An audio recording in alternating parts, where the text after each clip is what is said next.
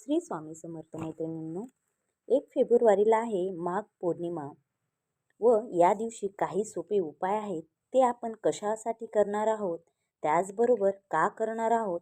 आता माघ पौर्णिमा शास्त्रामध्ये खूप महत्त्व आहे व विशेष म्हणजे रवी पुष योगात नावाचा शुभ संयोग जुळून येत आहे. विशेष म्हणजे या दिवशी स्नान, दान, धर्म केल्याने खूप पुण्य मिळते व पवित्र स्नान विशेष गंगा स्नान आणि भगवान विष्णूंच्या पूजेसाठी ओळखली जाते.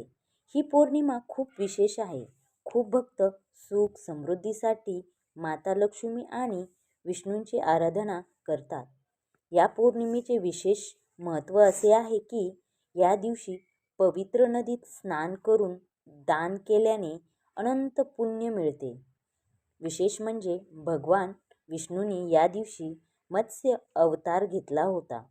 आता स्नान दानसाठी शुभ मुहूर्त कोणता आहे तर ते आपण पाहूया. तर चंद्रोदय कधी होणार पाहूया. माघ महिन्यातील पौर्णिमा 1 फेब्रुवारी रविवारी सकाळी 5:53 सुरू होणार आहे. ही तिथी 1 फेब्रुवारीच्या मध्यरात्रीनंतर 3:49 संपणार आहे. शास्त्रानुसार पौर्णिमा जेव्हा प्रदोष काळात येते तेव्हाच व्रत केले जाते. त्यामुळे 1 फेब्रुवारीचे माघ पौर्णिमेचे व्रत स्नान दानासाठी शुभ मुहूर्त आहे. विशेष म्हणजे या दिवशी रविवार आहे व पुष नक्षत्र असल्यामुळे रवी पुष योग नावाचा शुभ योग तयार होत आहे. म्हणजेच महाकुंभासारखे माघ पौर्णिमेला स्नान होतात असा मान्यता आहे की या दिवशी स्नान दान आणि श्रीहरी विष्णूंच्या पूजनाने सर्व पाप नष्ट होतात.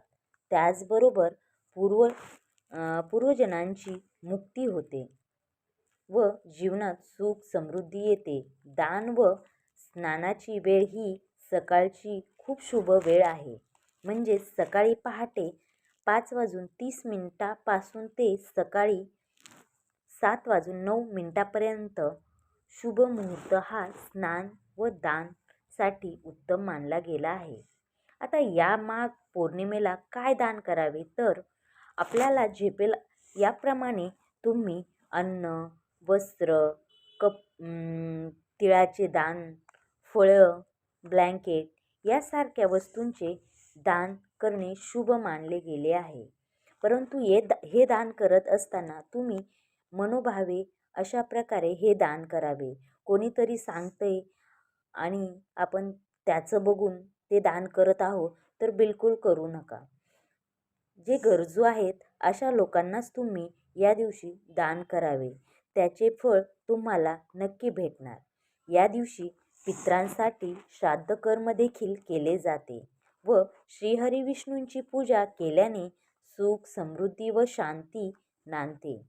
माघ पौर्णिमेला चंद्रोदय हा 5:46 उगणार आहे व माघ महिन्याला आपल्या हिंदू धर्मामध्ये विशेष स्थान आहे.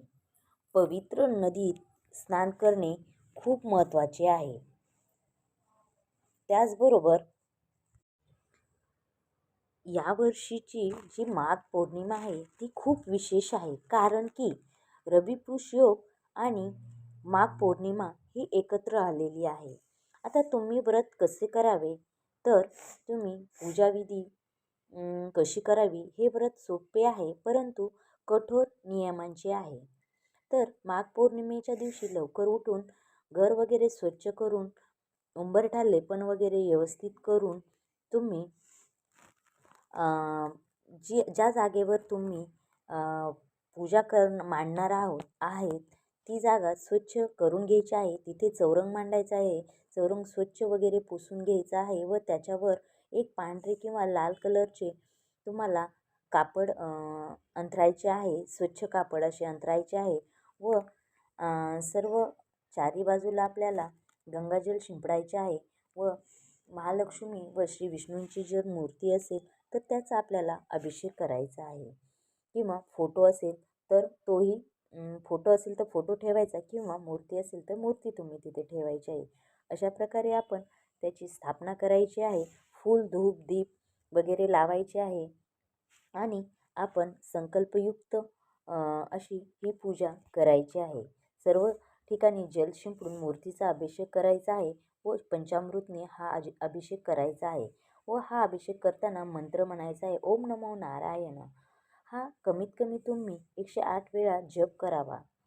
तुम्ही यावेळी लक्ष्मी मंत्र म्हणू शकता, विष्णू सहस्त्रनाम लावू शकता, पठण करू शकता. त्यानंतर व्रत कथा वाचावी व अशा प्रकारे जी पूजा आहे ती आपण मांडून घ्यायची आहे व सत्यनारायण भगवानांची आरती करायची आहे. आणि रात्री म्हणजेच आपल्याला जो नैवेद्य दाखवायचा आहे, तांदूळ व खिरीचा नैवेद्य अर्पण करायचा आहे. पूजेमध्ये न विसरता आपल्याला कमळाचे फूल, लक्ष्मी, गणेश मूर्ती ठेवायची आहे. विशेष पौर्णिमेच्या रात्री लक्ष्मीनारायणाची पूजा करून नैवेद्य आपल्याला दाखवायचा आहे. त्याच्यासाठी आपण ही पूजा केलेली आहे त्याचे जे उद्यापन आहे ते आपल्याला दुसऱ्या दिवशी करायचे आहेत. म्हणजेच तुम्ही शिऱ्याचा वगैरे दुसऱ्या दिवशी नैवेद्य दाखवून ती पूजा विसर्जित करू शकतात. आता आपण जे दान करणार आहोत तर ते दान आपण जो शुभ मुहूर्त सांगितला आहे त्या वेळेमध्येच ते दान करायचे आहेत. तुम्हाला तुमच्या परिस्थितीनुसार जे दान करायचं आहे ते दान करू शकतात. परंतु तुम्ही जे तुम्हाला व्रत केले जाते, जे 1 फेब्रुवारीचे माघ पौर्णिमेचे जे व्रत आहे ते तुम्ही स्नान दानासाठी शुभ मुहूर्त जो आहे त्या वेळेतच तुम्हाला ते दान करायचे आहेत. त्याचबरोबर पुष नक्षत्र एकाच दिवशी आलेले आहे, त्याच्यामुळे जो लक्ष्मीला आपल्याला जो नैवेद्य अर्पण करायचा आहे तो नैवेद्य म्हणजेच खिरीचा नैवेद्य आहे.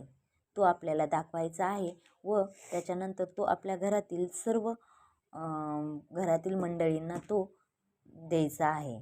अशा प्रकारे ही पूजा आपण मांडायची आहे आणि मनोभावे त्याची पूजा करायची आहे. त्याचबरोबर जर तुम्हाला माझा हा व्हिडिओ आवडला असेल तर नक्की चॅनलला सबस्क्राईब करा, शेअर करा, लाईक करा आणि कमेंट्स बॉक्समध्ये लिहायला विसरू नका. श्री स्वामी समर्थ.